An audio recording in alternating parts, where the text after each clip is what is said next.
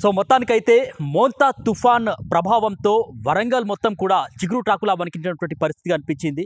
మొత్తానికి కొన్ని గంటల పాటు కురిసినటువంటి వర్షానికే కాలనీలన్నీ కూడా జలమయమైనటువంటి పరిస్థితి.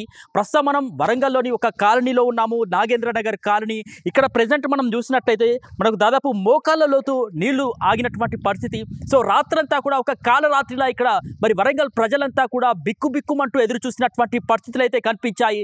దాదాపు అన్ని కాలనీలు కూడా మరి దాదాపు ఎక్కువగా వరద నీరు రావడంతో జనాలంతా కూడా అవస్థలు పడ్డారు. సో ముఖ్యంగా ఎవరైతే వృద్ధులు కావచ్చు, లేకపోతే ఎవరైతే మరి ఆఫీసులకు వెళ్ళి తిరుగు ప్రయాణంలో ఇంటికి వచ్చేటటువంటి వారు కావచ్చు, తీవ్ర ఇబ్బందులు పడ్డటువంటి పరిస్థితి. సో మొత్తానికైతే ఈ యొక్క ఏదైతే మిల్స్ కాలనీ దగ్గర ఉన్నటువంటి ఏదైతే చెరువుకు సంబంధించినటువంటి ఆ వరద ప్రవాహం అంతా కూడా మరి కాలనీలన్నీ కూడా మరి జలమయమైనటువంటి పరిస్థితి అయితే కనిపించింది. సో ముఖ్యంగా చూసినట్లయితే కనుక మరి జనావాసాల్లోకి భారీగా నీరు చేరడంతో ఇక్కడ ఉన్నటువంటి జనాలంతా కూడా తీవ్రంగా అవస్థలు పడ్డారు. సో ఇప్పుడనే కాదు, దాదాపు వర్షం ఏకదాటిగా కొన్ని గంటలు పడితే చాలు కాలనీలన్నీ కూడా జలమయమైనటువంటి పరిస్థితి ఉంటుంది. సో ప్రజెంట్ ఇక్కడ మనం చూసినట్లయితే కనుక ఏదైతే నాగేంద్ర నగర్ కాలనీకి సంబంధించినటువంటి దాదాపు అన్ని కాలనీలు కూడా మరి దాదాపు నీళ్లు ఇళ్లలోకి చేరినటువంటి పరిస్థితి కూడా కనిపించింది. సో ముఖ్యంగా చూసినట్లయితే కనుక మోంతా ప్రభావం ఈ యొక్క వరంగల్ జిల్లాలో చూసినట్లయితే కనుక ప్రజల్ని చిగురుటాకులా వణికేలా చేసినటువంటి పరిస్థితి అయితే కనిపించింది. సో ఇక్కడ మనం చూసినట్లయితే ప్రజెంట్ ఇక్కడ చూడొచ్చు వరద ప్రవాహం అంటే దాదాపు బుధవారం రాత్రి కురిసినటువంటి వర్షానికి సంబంధించి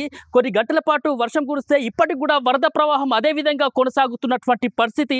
సో ముఖ్యంగా చూసినట్లయితే కనుక ప్రజలంతా కూడా ఇంకా ఇళ్లకే పరిమితమైనటువంటి పరిస్థితి. సో ఇప్పటికే చూసినట్లయితే కనుక మరి విద్యార్థులకు సంబంధించి వాళ్ళ క్షేమాన్ని దృష్టిలో పెట్టుకొని ఇప్పటికే మరి పాఠశాలలు కూడా మరి స్కూల్ యాజమాన్యాలు కూడా ఇప్పటికే సెలవు ప్రకటించినటువంటి పరిస్థితి. జిల్లా కలెక్టర్ కూడా ఇప్పటికే అధికారులను కూడా అప్రమత్తం చేస్తున్నారు. లోతట్టు ప్రాంతాల ప్రజలకు సంబంధించి మళ్ళీ అలర్ట్గా ఉండాలని చెప్పేసి ఇప్పటికే అధికారులను అయితే ఆదేశాలు జారీ చేస్తున్నటువంటి పరిస్థితి కనిపిస్తుంది. సో ముఖ్యంగా చూసినట్లయితే కనుక వరంగల్లో చాలా దాదాపు అన్ని కాలనీలు దాదాపు ఏదైతే లోతట్టు ప్రాంతాల కాలనీలన్నీ కూడా మరి జలమయమైనటువంటి పరిస్థితి. జల దిగ్బంధంతో ప్రజలంతా కూడా ఇళ్లలోకే పరిమితమైనటువంటి పరిస్థితి. ఏదైనా నిత్యావసర సరుకులు కొనాలని బయటికి రావాలన్నా కూడా రాలేనటువంటి పరిస్థితి ఇక్కడ మనకు కనిపిస్తుంది. సో దీనికి సంబంధించి మరి ప్రజలతో కూడా మాట్లాడించేటటువంటి ప్రయత్నం చేద్దాం. సో ప్రజెంట్ ఏదైతే వరంగల్లోని ఒక కాలనీకి సంబంధించి ఏదైతే నాగేంద్ర నగర్ కాలనీలో చూసినట్లయితే ఇక్కడ చూడొచ్చు దాదాపు ఇండ్లలోకి మొత్తానికి వరద మొత్తం ఇండ్లలోకి పోయినటువంటి పరిస్థితి. నిత్యావసర సరుకులన్నీ తడిసినటువంటి పరిస్థితి.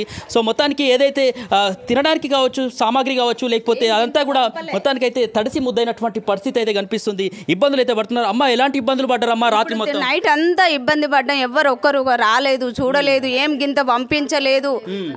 కార్పొరేటర్ కూడా రాలేదు ఇప్పటి వరకు కూడా పట్టించుకోవట్లేదు. కార్పొరేటర్ కూడా ఒక్క రోజు అన్న ఈ మోరీలు ఈ రోడ్డు ఇండ్లలో నీళ్లు వచ్చినాయని కార్పొరేటర్ ఒక్క రోజు అన్న ఇంతవరకు పట్టించుకోలేదు, రాలేదు.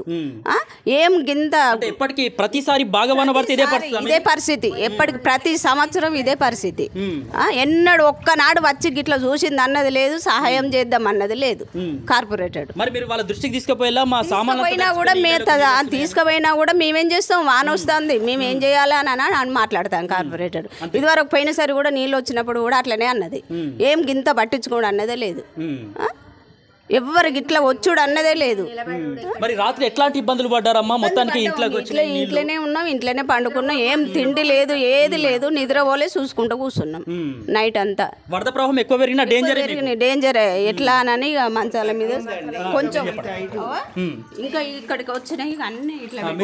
ఇప్పుడు చాలా వరకు తగ్గింది, తగ్గుముఖం పట్టింది. రాత్రి అయితే ఇంకా ఫీట్ హైట్ ఉండే, అంటే ఈ సోఫాలు ఇవన్నీ మునిగిపోయినాయి. ఆ మంచము, ఈ సోఫాలు, ఈ స్టూళ్ళు, ఇవన్నీ సామాన్లన్నీ పైన పెట్టుకొని ఇక వీటిల మీద కూర్చున్నది. పాపం ఆమె భర్త లేడు, పిల్లలు దూరంగా ఉంటారు. ఆమె ఒక్కతే పాపం ఇట్లా కూర్చున్నది, ఎవరు కూడా రాలేదు. కాలనీ పరిస్థితి మొత్తం ఇంతేనా? కాలనీ పరిస్థితి అంతా ఇలాగే ఉంది.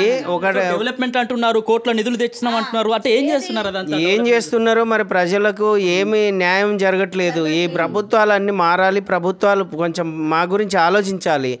ఇక్కడ చాలా మంది హైట్ గానే ఇల్లు కట్టుకున్నారు, అయినప్పటికీ ఇళ్లలోకి నీళ్ళు వచ్చినాయి. అంటే మెయిన్ చెరువుకు సంబంధించిన ప్రాబ్లం అది. అక్కడ కల్వర్ట్ ఏమైనా కట్టాలి అది. మరి అక్కడ ఇప్పుడు ఇంతకుముందు బతుకమ్మ గద్దె అది కట్టక ముందుకు అటు పోయేది అగుర్తల పడి నీళ్ళు. అప్పుడు అది మొత్తం బంద్ చేశారు కాబట్టి ఆ నీళ్లు కూడా ఇటే వస్తున్నాయి. ఇప్పుడు అక్కడ ఏమైనా తెంపి కల్వర్ట్ కట్టి పైనుంచి వెళ్ళి మళ్ళీ రాకపోకలు కనుక చేసినట్లయితే, కింద నుంచి నీళ్లు పోయేటట్లయితే అటు కొన్ని నీళ్లు ఇటు కొన్ని నీళ్ళు వస్తే ఇంత ప్రభావం ఉండదు. అవును అవును. ముఖ్యంగా చిన్నపిల్లలు, వృద్ధులు చాలా ఇబ్బందులు పడుతున్నారు. చాలా చాలా వృద్ధులు కానీ చిన్నపిల్లలు కానీ చాలా ఇబ్బందులు పడుతున్నారు. నిన్నటి నుంచి వెళ్ళి అన్నము లేదు, నీళ్లు లేవు. ఇప్పుడు డబ్బులు ఉన్న వాళ్ళు కూడా పోయి బయటకు పోయి కొని తెచ్చుకోలేని పరిస్థితి. ఒక బైక్ రాదు, ఒక ఆటో రాదు. రాత్రి ఇంకా మా అమ్మ వాళ్ళు అటు క్వార్టర్స్లలో రెంట్కుంటారు, మేము ఇక్కడ రెంట్కేమి ఉంటాము, క్వార్టర్స్లలో ఉంటారు. వాళ్ళకైతే ఇంకా అసలు కంప్లీట్గా మొత్తం ప్రాణాలు అరిచేతిలో పెట్టుకొని ఉన్నారంట వాళ్ళందరూ. నేను అక్కడికి పోలేని పరిస్థితి, వాళ్ళు ఇక్కడికి రాని పరిస్థితి. ఇంకా రాత్రి ఫోన్ల ద్వారానే, ఇంకా నయం కరెంట్ అయితే పోలేదు, దేవుని దయ వల్ల కరెంట్ ఒకటి మాత్రం మాకు అందరికీ సహకరించింది. పాములు దారుణంగా, ఈ పక్కన వాళ్ళ ఇంట్లోకి పాములు వచ్చేసినాయి ఆల్రెడీ. వాళ్ళ హస్బెండ్ పాపం బయట ఉన్నాడు, వాళ్ళ ఇంట్లోకి పాములు వస్తే ఆమె ఫోన్ చేసి ఇలా బోదిబో అని మొత్తుకుంటే మళ్ళీ అప్పటికప్పుడు ఆయన అక్కడి నుంచి ఉరికొస్తే కారు వేసుకొని ఆ కారు రాదు, అక్కడ చిక్కిపోయింది. వాళ్ళ పరిస్థితి దారుణంగా ఉన్నది. ఇంకా 2-3 ఇల్లులు మొత్తం జలమయం అయిపోయినాయి బాగా దారుణంగా. సో చూసారు పరిస్థితి. ఇక్కడ మాకు కార్పొరేటర్స్ కానీ ఎమ్మెల్యేలు కానీ ఎవ్వరు కూడా ఏం పట్టించుకోరు. ఏమన్నా అంటే ఎలక్షన్లప్పుడు మాత్రం ఉరికొస్తారు ఓట్లు అడగడానికి వస్తారు. ఇప్పుడు కష్టాలు వచ్చినప్పుడు మాత్రం అయ్యో పాపం మరి మన వాళ్ళు ఇక్కడ ఎట్లున్నారు ఏంటి, కనీస బాధ్యత వచ్చి మందలిచ్చిపోయే నాదుడు కూడా లేడండి. ఇంట్లో కూడా వచ్చినాయి, అంటే రూమ్ లో రాలేదు, ఇగో ఇట్లనే వచ్చి ఆగిపోయినాయి. ఇక మరి ఎట్లా ఉండాలి చెప్పండి మీరే. మరి ఎవరైనా కనీసం అడగడానికి కూడా ఎవరు రాలేదు. ఇప్పుడు మీరు ఇద్దరు వచ్చిన తప్ప ఇంకెవ్వరు రాలేదు మాకు. మరి ఎట్లుండాలి చెప్పండి. అప్పుడు 2 నెలల కింద ఇట్లనే అయింది, ఇప్పుడు అట్లనే అవుతుంది. మేము మా బతుకులు ఏమవ్వాలి. పంటసేనలు ఉన్న వాళ్ళు అట్లనే బాధపడతాను, పంటసేనలు లేని వాళ్ళు ఇట్లా ఇల్లు మునిగిపోయిన వాళ్ళు ఇట్లనే బాధపడతాను. మరి ఎట్లా మరి పరిస్థితి. కేరళ పద్మ వచ్చింది, ఆయన ఓటేసేదాకా ఎన్ని రకాలు మాట్లాడాడు. ఇప్పుడు కంటికి కనబడాడు, చెవుకి కనబడనట్టుగా. బతుకమ్మ బట్టలు కూడా బాగా వేసిండు. ఇది 4 వేలు ఇస్తున్నాడు, 2 వేలే ఎప్పటి నుంచో వచ్చేటి అయ్యే. ఇక మాకు ఇక లేవా.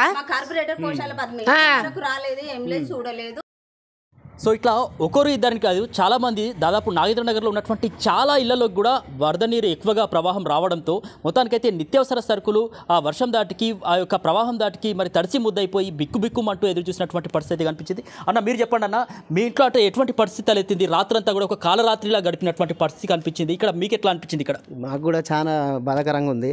బాగా నీళ్ళు వచ్చేసినాయి ఇక్కడికి. అంటే ఫ్లోయింగ్ ఏంటంటే ఇప్పుడు మిల్స్కాన్ పోలీస్ స్టేషన్ అవతల మనకు ఒక చెరువు ఉన్నది, చిన్న చెరువు ఉన్నది. అక్కడ కనుక కొంచెం వాళ్ళు అదంతా క్లియర్ చేస్తే ఇటు నీళ్ళు రాకపోవడం జరుగుతుంది. కానీ తెలియదా మరి అదంతా చేస్తే ఇటు ప్రవాహం వస్తుంది, ప్రజలకు ఇబ్బంది జరుగుతుంది, ప్రాంతాలు లోతట్టుగా మారిపోతాయని వాళ్ళకి తెలియదా? అట్లా ఎందుకు చేస్తున్నారు? తెలుసు, వాళ్ళందరికీ తెలుసు, కానీ తెలిసినా కానీ ఎవరు పట్టించుకోవడం లేదు. ఇప్పుడు మేమీడికి వచ్చి దాదాపు ఒక 10 years అవుతుంది. 10 years కానీ ఇప్పటికీ ఒక 3-4 times ఇలానే జరిగింది. ఆ జరగడం వల్ల కూడా 3-4 గంటలు కొడితే ఎంతైనా పరిస్థితి, 1 hour కొడితే చాలు, 1-2 hours కొడితే చాలు, మొత్తం అందరికీ ఇళ్ళలోకి వచ్చేస్తాయి నీళ్ళు. దాన్ని కూడా వాళ్ళు పట్టించుకోవట్లేదు. ఆడ మళ్ళీ ఒక మెయిన్ రహదారిలో కూడా ఖమ్మం రోడ్డు కూడా ఆగిపోతుంది. ఒక్కటి కనుక అక్కడ ఒకటి క్లియర్ చేస్తే మాకు కూడా ఇదంతా ఇబ్బంది లేకుండా ఉంటుంది. అందుకే కొద్దిగా రాజకీయ నాయకులు కానీ ఎవరు కానీ ఇక్కడ ఉన్నటువంటి వాళ్ళందరూ కూడా మమ్మల్ని పట్టించుకోవాలని మేము కోరుకుంటున్నాం. అమ్మ మీరు చెప్పండి, ఇళ్లలోకి నీళ్ళు వస్తున్నాయి, చిన్నపిల్లలు పెద్దలు అందరు ఇబ్బందులు పడుతున్నారు. అసలు ఎట్లా ఉన్నాయి మీ కష్టాలు ఇక్కడ వరద? మా కష్టాలు చెప్పితే తీరే కష్టాలు కావు ఇవి. ఈ కిలా వరంగల్ మట్టి కోటెంబట్టున్న చెరువులన్నీ పూడ్చడము, ఆ గుడిసెలు వేయడము, ఆ నీళ్ళు ఆగడానికి అక్కడ ప్లేస్ లేకపోవడము, ఆ వరదలన్నీ ఇటు రావడము, ఇది national road Khammam national road నొక్కున్న డివైడర్లు అవి కట్ చేయడము, ఆ వరదంతా ఇటు రావడము, మా ఇండ్లు మునగడము, ఆ నీళ్ళతో పాటు పాములు రావడము, తేళ్ళు రావడము, కట్టెలు కొట్టుక రావడము, డ్రైనేజీలలో ఉన్న చెత్త చెదారం అంతా కొట్టుక రావడము, అదంతా ఇండ్లలోకి వచ్చుడు, పక్క బట్టలు తడుచుడు, ఆహార పదార్థాలు తడుచుడు. అది రాత్రి చెప్పుదామని అంటే అసలు తలుచుకుంటే ఎంత బాధ అనిపిస్తుందంటే, అంత పెద్ద పెద్ద ఉరుములు మెరుపులు, ఈ చెట్లు ఈ ఎటు పోవాలి అసలు. బయటికి వెళ్తే నా గేటు కాడ నాకు తొడల వరకు నీళ్ళు ఉన్నాయి. నా గేటు కాడ అన్ని నీళ్ళు అసలు ఇప్పుడు ఏమో అనిపిస్తుంది. కానీ రాత్రి అయితే పట్టణంలో ఉన్నా కూడా ఎక్కడో అంత బాధాకరమైన జీవితం. ఇట్లా ఈ ఇల్లు కట్టుకొని 33 సంవత్సరాలు ఇప్పుడు. అప్పుడు నా కడుప నా ఎత్తు ఉండే, నా ఎత్తు ఇక్కడ అంత. అప్పుడు 33 సంవత్సరాలు 91లో పోసి 92లో మేము ఇల్లు లేపుకున్నాము. అప్పుడు నా కడుప నా ఎత్తునుండే. ఇప్పుడు ఇంత ముంచి ఇంత పోషణం అయినా కూడా ఇంకా నా ఇల్లు డౌన్ అయిపోయింది. ఆ వరదలన్నీ వచ్చి నా ఇల్లు నింపుతాను. చెరువును కబ్జా చేసి అక్కడ చెరువుకు సంబంధించినటువంటి ఆ సహజ వనరుల్ని దెబ్బతీయడం వల్ల ఇట్లా అవుతాయి. దెబ్బతీయడం వలన అవన్నీ ఏమంటే సిపిఎం వాళ్ళు ఇప్పుడు గుడిసెలు వేపిడుచుడు, వాళ్ళది పబ్బం వాళ్ళు గడుపుకున్నాడు, వాళ్ళ వలన ఇప్పుడు మేము బాధపడు. ఎన్ని కుటుంబాలు, ఎన్ని వందల వేల కుటుంబాలు ఈ విధంగా బాధపడతాయి. ప్రకృతిని వినాశనం చేస్తే ఇలాంటి అది ఏమంటారు, మనది మనమే చేసుకున్నట్టుగా, మన చేతులతోటి మనమే నాశనమై చేసుకున్నట్టుగా పరిస్థితులు అట్లా ఉన్నాయి. అట్లా అవి ఇప్పుడు రాజకీయ నాయకులు అంటూ ఎవరన్నా ఉండి బాగు చేయాలి అనుకుంటే మేము ఇప్పుడు ఇంత ఇల్లును ఊలగొట్టి మళ్ళీ కడతామా? ఆ చెరువులను తవ్విస్తే, ఆ గుడిసెలు తీసేసి ఆ చెరువులను తవ్విస్తే ఏమైనా మాకు బతుకు. ఇప్పుడు లక్షల విలువ ఉన్నది ఇల్లు కట్టాలి అని అంటే జాబులు లేవు. ఎవరన్నా జాబులు ఇచ్చిండ్రా? తెలంగాణ వస్తే జాబులు వస్తాయనంటే జాబులు వచ్చినాయా? మేము ఎస్సీలము, మాదిగొల్లము, మాకు వస్తాయి కావచ్చు రిజర్వేషన్లు, వచ్చిందా? ఒక్క జాబ్ రాలే. అందరూ బీఈడీలు చేసి ఎంఈడీలు చేసి ఉన్నారు. మా పిల్లలు అయితే ప్రైవేట్ జాబులు చేసుకొని బతుకుతాను. ఇల్లు కడతామా మళ్ళీ మేము? అట్లా కట్టకుండా మాకు మేలు జరగాలి అని అంటే అక్కడ వేసిన గుడిసెలు, గుడిసెవాసులు అందరు ఇండ్లు లేని వాళ్ళ ఇండ్లు ఉన్న వాళ్ళకే గుడిసెలు వేపించిండ్రు. అది కరెక్టేనా? సరే, వరద రావడం ఒక ఎత్తు అయితే కనీసం పట్టించుకోకపోవడం ఒక ఎత్తు, అదేవిధంగా రోగాలు వస్తూ ఉంటాయి. దాని గురించి ఎన్ని రోగాలు ఇప్పుడు డ్రైనేజీ వాటర్ నిండింది, సేఫ్టీ ట్యాంకులు నిండినాయి, అవన్నీ కొట్టుకొచ్చి మా ఇండ్లు నింపినాయి. మాకు ఇప్పుడు రోగాలు వస్తే రావా? ఎన్ని రోగాలు వస్తాయి, అందులో ఎన్ని సూక్ష్మ క్రిములు ఉంటాయి, అవి ఎన్ని రోజుల వరకు జీవించి ఉంటాయి, వాటి వలన మాకు ఎలాంటి ఇబ్బందులు, ఆరోగ్య పరిస్థితులు రావాలి, అవన్నిటిని మేము ఎట్లా అధిగమించాలి? అవి ఇప్పుడు హాస్పిటల్ పోతే ఒక రోజు హాస్పిటల్ పోతే 1000 రూపాయలు పట్టుకొని పోవాలి. ఒకరోజు మేము పనికి పోతే 300, 400, 500 మూగోళ్ళకైతే, అంతకంటే ఎక్కువనైతే రావు. కానీ ఒక్కరోజు హాస్పిటల్ పోతే 1000 రూపాయలు ఖర్చు వస్తుంది. మనకు ఆహార పదార్థాలు, మా తిండి పదార్థాలు ఎట్లా? అప్పుడు ఏదో ఇల్లు కట్టుకున్నాం కష్టం చేసి, ఇప్పుడు కట్టుకోవడం అయితే కుదరదు. అంత దారుణమైన పొజిషన్. అధికారులను, ప్రజాప్రతినిధి నాయకులు, లీడర్లను ఏం డిమాండ్ చేస్తున్నారు? ఏం డిమాండ్ చేస్తున్నాము అని అంటే, సహజ వనరులు ఇదివరకు ఏ విధంగా ఉన్నాయో ఆ విధంగా మాకేం మేలు చేయొద్దు, మాకేం ఉప్పులు పప్పులు ఇవ్వద్దు, సహజ వనరులను కాపాడండి. సహజ వనరులు, ప్రకృతి నుంచి వచ్చే వైపరీత్యాల వలన మమ్మల్ని రక్షించండి. అది చేయండి. మా ఒక్కల కోసము మా కడుపు నింపమని మేము అడుగుతలేము. అందరికీ, ఊరందరి కోసం. అది కొంతమందికి వాళ్ళు బాధ కలిగినా కూడా కోట చుట్టూ ఉన్న చెరువులన్నింటినీ గుడిసెలు తీసేసి వాటిని, ఆ చెరువులను దొవ్వించి యథాస్థితిగా వాటిని చేస్తే చుట్టుపట్టున్న ఊరు బాగుపడుతుంది. లేకపోతే ఊరంతా ఇక ఇట్లనే కొల్లేరైతుంది. ఇక అది ఒక్క సహాయం చేస్తే బాగుంటుంది. అది ప్రభుత్వం పట్టించుకోవాల్సిన పద్ధతి. అంతే. చూసారు కదా, జనాలంతా కూడా ఇబ్బందులు పడుతున్నటువంటి పరిస్థితులు అయితే ఉన్నాయి. సో మొత్తానికి ఏదైతే సహజ వనరులను, ఏదైతే ప్రకృతిని మనం నాశనం చేస్తే అది మళ్ళీ మనల్ని వినాశనం చేస్తుంది అనడానికి ఇదే నిదర్శనం అని చెప్పేసి వాళ్ళంతా కూడా ఆవేదన వ్యక్తం చేస్తున్నారు. కిలా వరంగల్కు సంబంధించినటువంటి చెరువుకు సంబంధించినటువంటి ఆ భూమిని కొంతమంది కబ్జాలు చేయడం కావచ్చు, లేకపోతే ఆక్రమించడం కావచ్చు, గుడిసెలు వేసుకోవడం వల్ల మరి అక్కడ కొద్దిపాటి వర్షం పడితే చాలు ఆ చెరువు ఉన్నటువంటి స్థానంలో మరి అక్కడ చెరువు లేకపోవడం వల్ల ఆ వరద ప్రవాహం అంతా కొట్టుకువచ్చి ఇక్కడ జనావాసాల్లోకి చేరడంతో ఒకవైపు పాములు, తేళ్లు, మరోవైపు రోగాలతో, అదేవిధంగా నిత్యావసర సరుకులు కూడా మరి మొత్తానికి వాన నీటిలో తడిసి ముద్దయిపోయి ఇబ్బందులు పడుతున్నటువంటి పరిస్థితి అయితే ఉంది. ఇప్పటికైనా కూడా మరి సహజ వనరులను రక్షించి ఏదైతే ఆ కిలా వరంగల్కు సంబంధించినటువంటి ఆ యొక్క చెరువును తవ్వించి తమకు సంబంధించినటువంటి యొక్క ఇబ్బందులైనా కనీసం మరి పట్టించుకోండి. మాకు కావాల్సింది నిత్యావసర సరుకులు, లేకపోతే ఈ పూటకేదో కాదు, మాకు కావాల్సింది శాశ్వతమైనటువంటి పరిష్కారం కావాలి అని చెప్పేసి ఇక్కడ ముక్త కంఠంతో డిమాండ్ చేస్తున్నటువంటి పరిస్థితి అయితే ఇక్కడ ఉంది. వరంగల్ నుంచి వీడియో జర్నలిస్ట్ అస్లాంతో సమీర్, ఆర్బీ న్యూస్.